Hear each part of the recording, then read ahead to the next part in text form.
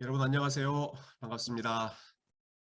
이번 주 우리 셀 모임 본문과 또 일상기도 책 내용을 잠깐 함께 나누도록 하겠습니다. 이번 주 셀 모임 본문은 시편 90편 말씀이고요. 또 매주 일상기도 이 책의 두 챕터씩 저희가 계속 읽어 나가고 있는데 이 내용이 참 얼마나 유익한지 모르겠습니다. 저도 이 책을 읽으면서 굉장히 많은 것을 배우고 있습니다. 특별히 이번 주에 지난주죠. 지난주에 함께 읽었던 그 챕터 21장이네요. 21장과 22장을 읽었는데 특별히 21장 기도 응답이 없을 때라고 하는 제목의 챕터에 있는 내용이 참 은혜가 됐습니다. 제목부터가 좀 읽고 싶은 그런 말씀이죠. 기도 응답이 없을 때 어떤 상황일까? 또 어떻게 우리가 이런 상황에 대처해야 할까?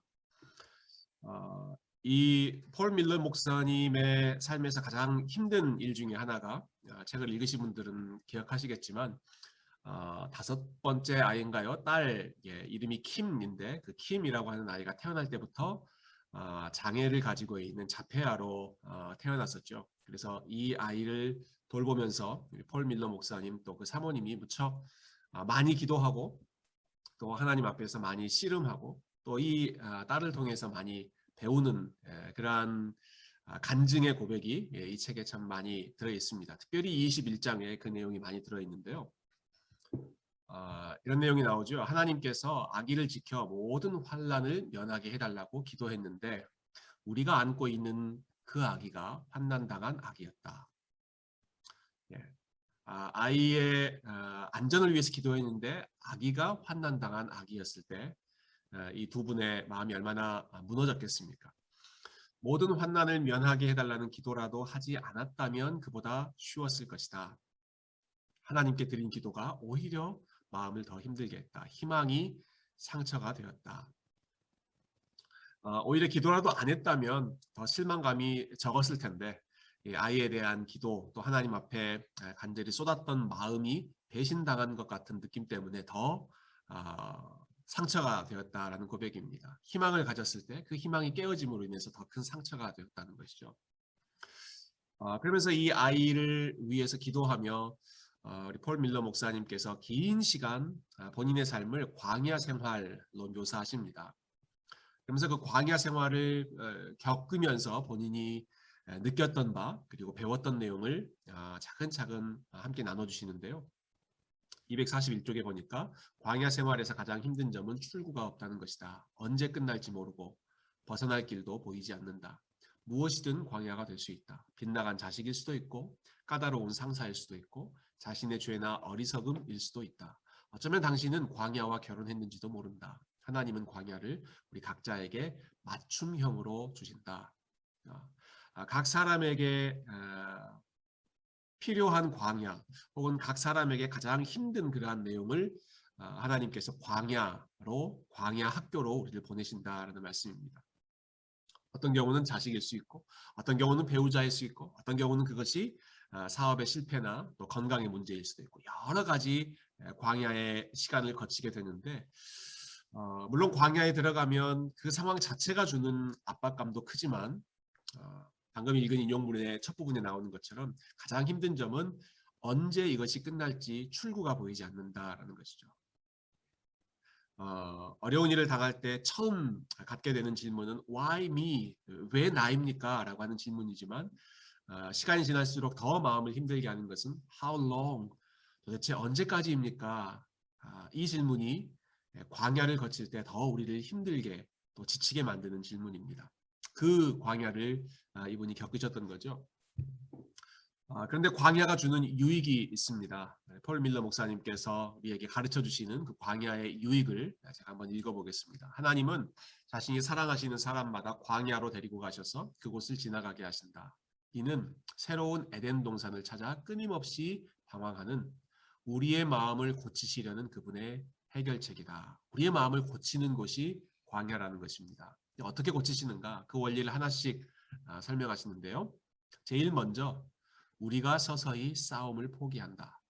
현실 상황 앞에서 의지가 꺾인다. 우리에게 삶을 가져다 주던 것들이 점차 죽는다. 광야의 텁텁하고 건조한 공기는 무력감을 자아낸다. 먼저 우리를 이 광야를 지나가면서 무력하게 만드는 것입니다. 우리가 할 수 있는 것이 아무것도 없다는 것을 깨닫게 함으로써 다음 문장처럼 그러나 무력감은 기도의 정신에 절대적으로 필요한 것이다. 우리의 무력함을 보며 하나님께 빈손으로 나아가게 하는 겸손한 마음을 만들어내시는 것이죠. 고난은 냉소나 교만, 정욕이 만들어낸 거짓 자아들을 태워버려서 더 이상 남들이 나를 어떻게 생각하든 신경 쓰지 않게 된다. 광야는 진정한 자아를 창조하기 위한 하나님의 최고의 희망이다. 그전에는 사람들의 시선, 사람들의 평가, 그것을 많이 의식했다면 고난을 거쳐가면서는 다른 사람들의 시선이나 다른 사람들의 어떤 말에 휘둘리지 않고 정말 하나님과 나와 단독으로 씨름하게 되는 그러한 시간이 광야의 시간이다. 그래서 광야는 진정한 자아를 창조하기 위한 하나님의 최고의 희망이다라고 표현하고 있습니다. 그러다가 이렇게 광야를 지나다 보면 광야는 얼마나 목이 마른 장소입니까? 여러 가지 일들로 인해서 목이 마르지만 얼마 후 당신은 진짜 목마름을 경험한다. 광야에서 가장 우리를 목마르게 하는 것, 그것은 하나님에 대한 갈망이죠. 시편 기자가 고백하는 것처럼 사슴이 시냇물을 찾아 헤매이는 것처럼 내 영혼이 주를 찾기에 갈급하나이다. 하나님에 대한 갈급함이 광야를 거치면서 깊어지는 것입니다. 그래서 마침내 하나님이 당신의 관심을 얻으시고 의지할 이가 그분밖에 없다는 사실을 깨닫게 하시는 곳이 광야입니다. 그런데 이 광야는 우리 혼자 지나가는 곳이 아니라 하나님께서 함께 하시는 곳이 광야입니다. 지금 보여드리는 이 인용문이 저에게 굉장히 큰 깨달음과 은혜를 주었는데요. 광야에서 경험하는 가장 귀한 선물은 하나님의 임재다. 그러면서 시편 23편 말씀을 이렇게 설명해 주시죠. 시의 첫머리에는 목자가 내 앞에 계신다. 그가 나를 쉴 만한 물가로 인도하시는도다. 하나님께서 내 앞에서 물가로 인도하시는.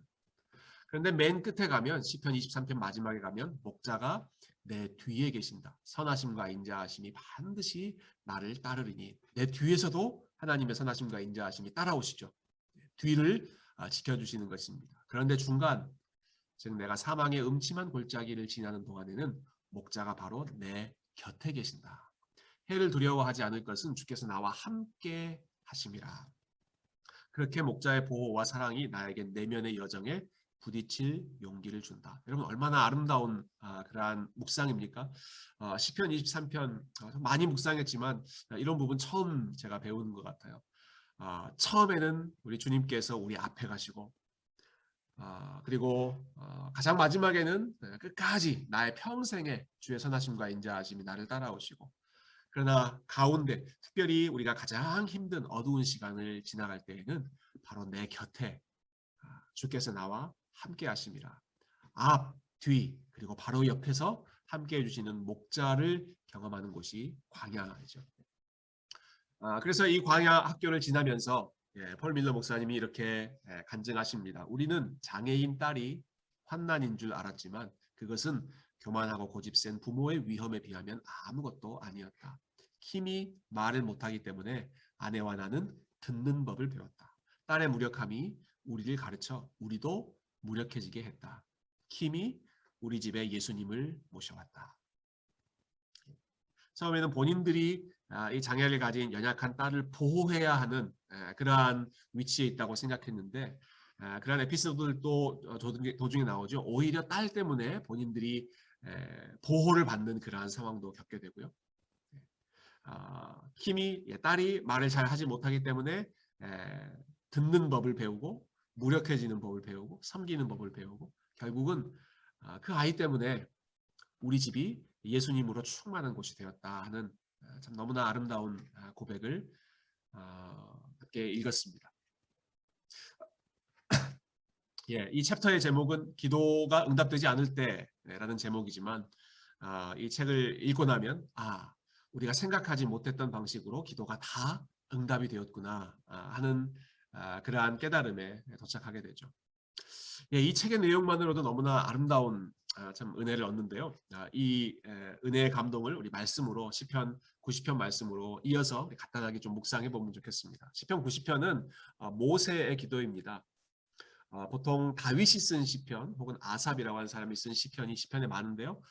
그런데 이 시편은 모세를 가리켜서 특별히 하나님의 사람 모세라고 표현하고 있죠. 얼마나 아름다운 멋있는 정체성인지 모르겠습니다. 하나님의 사람 모세, 그는 어떻게 기도했는가.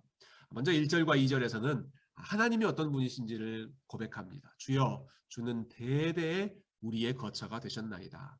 산이 생기기 전, 땅과 세계도 주께서 조성하시기 전, 곧 영원부터 영원까지 주는 하나님이시니이다. 하나님이 창조주이라고 하는 사실을 고백하고 있고요. 그리고 그 창조주이신 하나님께서 창조 이전에도 영원 전부터, 그리고 창조가 끝나는 마지막 순간까지도 영원까지 하나님께서 존재하신다, 하나님이 계신다라고 하는 사실을 고백합니다. 영원부터 영원까지, 시간의 처음 또 시간의 마지막을 우리가 헤아릴 수 없는 개념이죠. 그런데 하나님은 영원 전부터 영원 후까지, 산이 생기고 땅과 세계가 생기기 전뿐만 아니라 심지어는 저와 여러분이 생기기 이전에도 하나님은 여전히 하나님이셨고, 그래서 모세는 대대에 세세토록 시간이 흐르는 계속해서 주께서 우리의 거처가 되셨나이다. 거처라는 말은 무슨 뜻입니까? 우리의 집이 되신다라는 것 아니겠습니까? 우리 dwelling place, 하나님 안에 우리가 영원부터 영원까지 영원히 하나님 안에 거한다라는 것이죠. 하나님이 이렇게 참 무한하신 분이다라는 사실을 먼저 고백하고, 그리고 이어지는 말씀에서는 그에 비해서 우리 인간이라고 하는 존재는 얼마나 참 작고 유한한 존재인가, 한계가 많은 존재인가 하는 것을 고백하고 있습니다. 주께서 사람을 티끌로 돌아가게 하시고 말씀하시기를 너희 인생들은 돌아가라 하셨사오니 주의 목전에는 천년이 지나간 어제 같으며 밤에 한순간 같을 뿐임이니이다. 주께서 그들을 홍수처럼 쓸어가시나이다. 그들은 잠깐 자는 것 같으며 아침에 돋는 풀 같으니이다. 풀은 아침에 꽃이 피어 자라다가 저녁에는 시들어 마르나이다. 여러 가지 이미지를 사용하고 있습니다. 티끌과 같이 훅 불면 날아가는 존재가 인간이고, 또 인간의 시간이라고 하는 것이 밤의 한순간 잠깐 지나가는 것처럼 짧고, 아침에 튀었다가 저녁에 시들어버리는 하루살이 풀과 같이 연약한 것이 인간의 존재라는 것이죠. 앞에 나왔던 하나님의 영원하심과 비교해 봤을 때 저와 여러분이 살아가는 이 시간, 인생, 그리고 우리의 존재라고 하는 것이 정말 아무것도 아닌 너무나 연약한 것이 우리의 삶입니다. 단순히 우리가 이렇게 연약한 존재라고 하는 것 자체, 그것만이 문제가 아니라 그 다음 이어지는 내용은 사실 더 큰 문제를 묘사하고 있는데요. 우리는 주의 노에 소멸되며 주의 분내심에 놀라나이다. 주께서 우리의 죄악을 주의 앞에 놓으시니 놓으시며 우리의 은밀한 죄를 주의 얼굴빛 가운데 두셨사오니. 여기 이 7절부터 11절에 나오는 내용은 우리가 하나님의 진노의 대상이었다라는 것입니다. 우리의 죄악 때문에 단순히 하나님이 무한하신 분이고 우리는 유한한 존재이고 아주 그냥 작은 존재에 불과한 것만이 아니라, 그런데 그 유한한 아주 작은 존재가 하나님 앞에 반역하고 하나님을 무시하고 하나님을 인정하지 않는 그러한 반란을 도모했던 죄인이라고 하는 사실이죠. 그래서 우리는 하나님의 진노를 받을 수밖에 없는, 그분의 진노 앞에서 소멸될 수밖에 없는 그러한 운명을 가지고 있습니다. 1470년에 그리스도인의 거울이라고 하는 책에 나온 내용인데요. 내 마음을 자주 무겁게 만드는 세 가지 사실이 있다. 첫 번째는 내가 죽는다는 것이다. 두 번째는 내가 언제 죽을지 모른다는 것이다. 그 중에서도 세 번째 사실이 가장 나를 괴롭게 하는데, 그것은 내가 죽은 후에 어디로 갈지를 모른다는 것이다. 인간의 절망감을 잘 표현해주고 있는 인용문이라고 생각합니다. 그리스도인의 거울, 참 제목은 경건해 보이는데 아마 그 구원에 대한 확신, 하나님의 은혜에 대한 확신이 없는, 은혜를 경험하기 이전의 절망적인 상태를 이와 같이 표현한 것 같아요. 첫 번째는 내가 죽는다라는 사실. 앞에서 나온 것처럼 내가 풀과 같이 연약한, 또 티끌과 같이 아무것도 아닌 존재다라고 하는 사실이고, 언제 죽을지 모른다는 것도 나를 불안하게 만드는데, 그 중에서 가장 나를 괴롭게 하는 것은 내가 주님의 노에 소멸되는, 하나님의 진노를 받는 존재이기 때문에 내가 죽은 후에 여기서는 어디로 갈지를 모른다라고 했지만 그리스도를 알지 못한 그러한 영혼의 가장 두려움은 죽은 후에 하나님의 진노의 대상이 되어 천국이 아니라 지옥이 우리의 dwelling place가 된다는 사실이야말로 인간에게 가장 절망적인 소식이죠. 그러나 모세가 이렇게 인간의 절망적인 상황을 표현한 이후에 하나님 앞에 간절히 기도하는 내용이 이 시편 90편의 마지막 내용입니다. 우리에게 우리 날 계수함에 가르치사 지혜로운 마음을 얻게 하소서. 우리가 유한한 존재이다라고 하는 사실, 나의 삶이 영원하지 않고 제한되어 있다라고 하는 사실을 하나님 깨닫게 해주시고, 그래서 지혜로운 마음을 갖게 해주십시오. 12절부터 17절까지는 이제 모세가 계속해서 하나님 앞에 기도하는 내용입니다. 여기서 말하는 지혜로운 마음이 무엇인지 한번 같이 나눠보면 좋겠습니다. 우리 셀 멤버들과 함께 우리의 시간이 한계가 있다라는 것을 우리가 기억하면서 할 때 어떻게 사는 것이 지혜로운가, 하나님 앞에서 또 사람들과의 사이에서 또 가족들에게 어떻게 살아가는 것이 정말로 지혜로운 삶일까를 우리 이 기도의 내용을 통해서 같이 한번 확인해 보면 좋겠고요. 그리고 모세가 이 상황에서 하나님 앞에 간절히 구하는 것은 하나님의 은혜를 우리에게 풍성하게 회복시켜 달라는 기도였습니다. 여호와여 돌아오소서, 주의 종들을 불쌍히 여기소서. 우리는 연약하고 우리는 하나님의 진노의 대상이기 때문에 그대로 심판하지 마시고 우리를 불쌍히 여겨주시고, 14절 아침에 주의 인자하심이 우리를 만족하게 해주시고, 그래서 우리의 삶이 하나님의 진노를 두려워하는 삶이 아니라 즐겁고 기쁘고 하나님의 은혜 안에서 만족하는 삶이 되게 해달라는 기도입니다. 또 마지막 17절 보시면 주 우리의 하나님의 은총을 우리에게 내리게 하사 우리의 손이 행한 일을 우리에게 견고하게 하소서. 우리의 손이 행한 일을 견고하게 하소서. 내 손이 행한 일 그것 자체로 견고해지는 것이 아니라 하나님께서 은혜를 베풀어 주셔서 비록 내가 하고 있는 일이라고 하더라도 하나님께서 그것을 견고하게 해 주셔야 나의 삶이 견고해질 수 있습니다 라고 하는 고백입니다.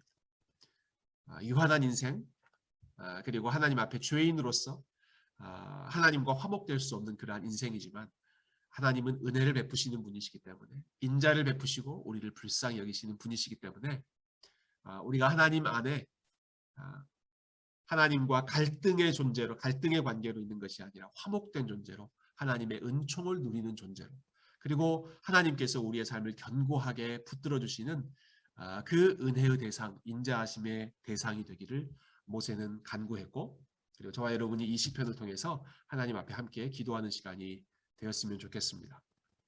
함께 나눴던 책의 내용과 이 시편 90편 말씀을 여러분 함께 묵상하시고 또 함께 나누시면서 우리가 광야라고 하는 시간, 특별히 이 시편을 쓴 모세야말로 광야 인생을 너무너무 오래 겪었던 사람이지 않습니까? 40세부터 80세까지 개인적인 광야, 또 80세부터 120세까지는 이스라엘 백성들과 함께 광야 여정을 걸었던 사람이 모세였는데요.